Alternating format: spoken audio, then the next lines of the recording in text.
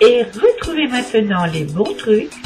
Un spécial été avec Arlène et Manu.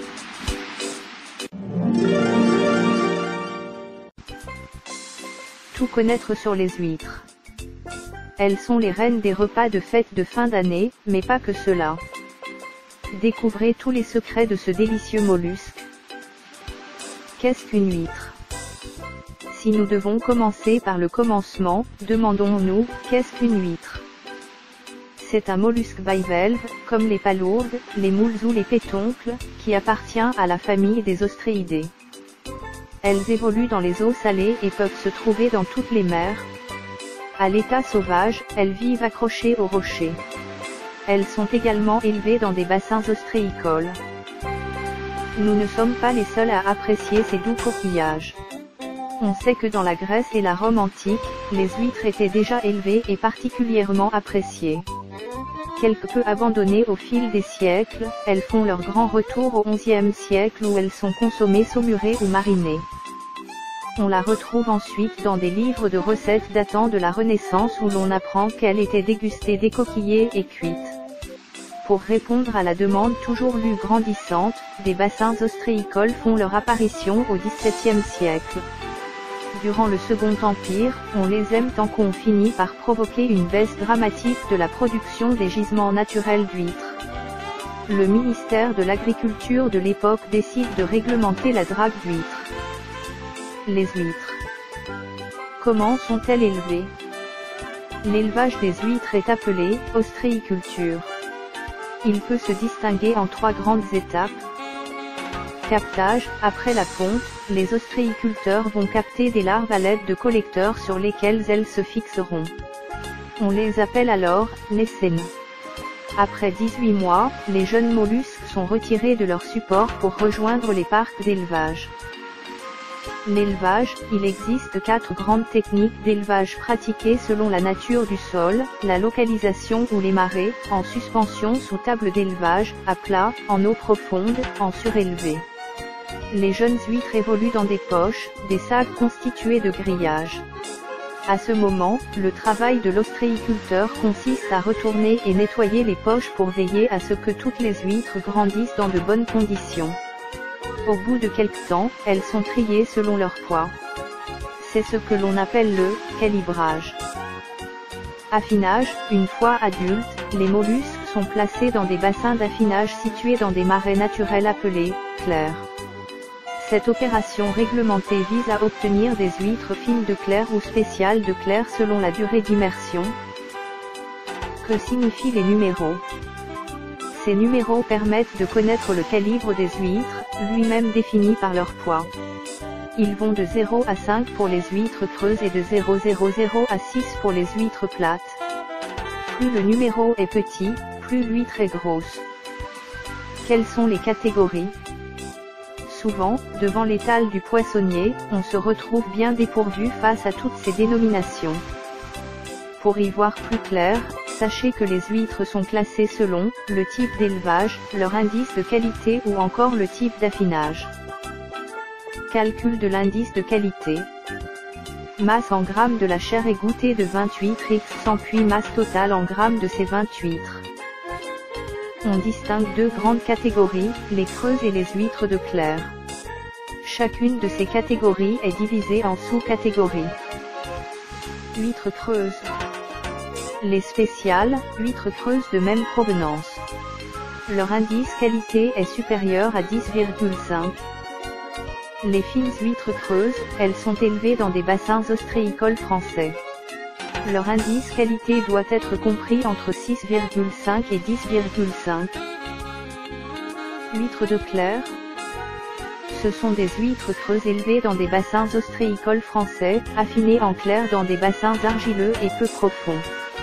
Le fond des bassins est recouvert d'une algue verte qui pénètre les huîtres pour leur offrir un goût, une couleur et des arômes particuliers, propres à leur terroir. Les huîtres de clair se distinguent en 2 catégories. Les filles de clair, elles sont immergées en clair durant 2 à 3 semaines minimum avec une densité maximum de 1 à 3 kg par mètre carré, selon la période de l'année.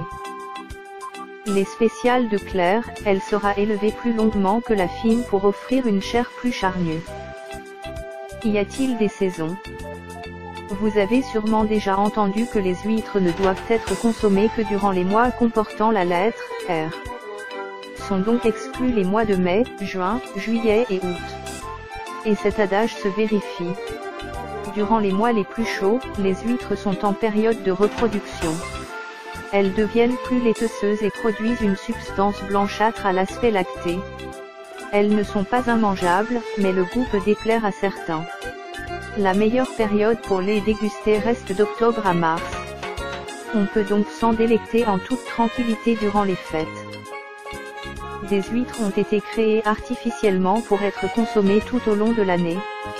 On les appelle les huîtres triploïdes, car elles contiennent 3 chromosomes, contrairement aux huîtres diploïdes traditionnelles.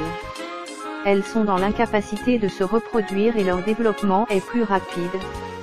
Leur patrimoine génétique n'étant pas affecté par ces manipulations, elles ne peuvent pas être considérées comme des OGM, organismes génétiquement modifiés.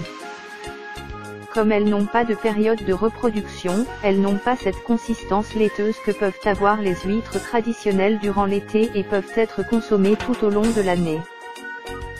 Pour un consommateur non averti, reconnaître une triploïde d'une diploïde sera presque mission impossible. En effet, les goûts sont assez similaires, même s'ils varient tout au long de l'année pour les traditionnels, et aucun étiquetage n'est exigé. Existe-t-il des labels? Vous êtes en quête d'huîtres de qualité et préférez vous fier à des labels. Sachez que les huîtres n'y échappent pas. Comme pour bon nombre de produits d'élevage, il existe des labels permettant d'en savoir plus sur les techniques de production. Les huîtres label rouge, il n'existe qu'une seule variété d'huîtres label rouge, ce sont les marraines au lairon. Leur cycle de reproduction est respecté pour qu'elles ne soient pas laiteuses et leur commercialisation est autorisée d'octobre à mai. Elles sont vérifiées, triées et conditionnées à plat. Les huîtres IGP, indication géographique protégée, encore une fois, seules les marraines au lairon peuvent jouir de cette appellation qui garantit un savoir-faire local. Les huîtres agriculture biologique, les huîtres bio peuvent être sauvages, élevées en mer puis déposées sur des collecteurs, ou élevées en écloserie. Elles ne peuvent pas avoir subi de modifications et doivent être telles que l'on pourrait les trouver en milieu naturel. Une triploïde ne peut donc pas être bio. L'huître doit également évoluer dans une eau soumise à une réglementation stricte. Quant à l'ostréiculteur, il doit impérativement limiter l'impact de son élevage sur l'environnement. Les huîtres nature et progrès, le cahier des charges est plus strict que celui de l'agriculture biologique car les huîtres doivent être nées et élevées en mer. Les huîtres sont élevées sans intrants, sans antibiotiques, sans transformation et sans traitement chimique. Les sources de stress pour l'huître, comme la manipulation, le transport ou la densité, sont limitées. L'ostréiculteur doit s'engager à réduire sa production de déchets, son utilisation de plastique et ses émissions de gaz à effet de serre.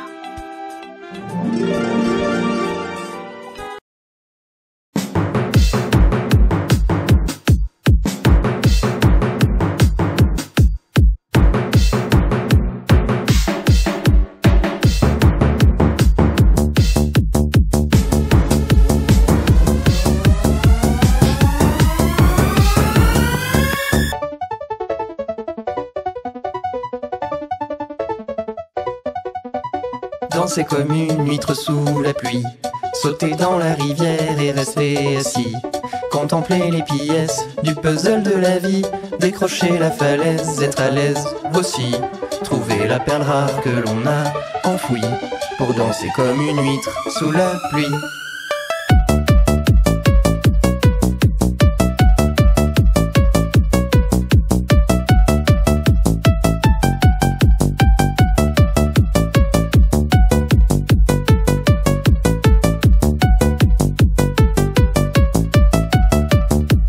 Danser comme une huître sous la pluie, sauter dans la rivière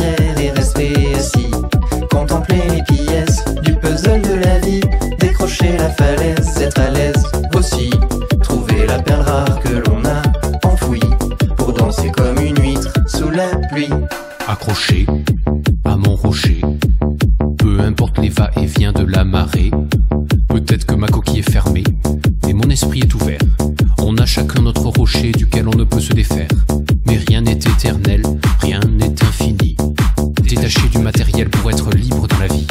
Car toutes les falaises, tous les récifs, toutes les pierres et les rochers, en sable par la mer, un jour sont transformés.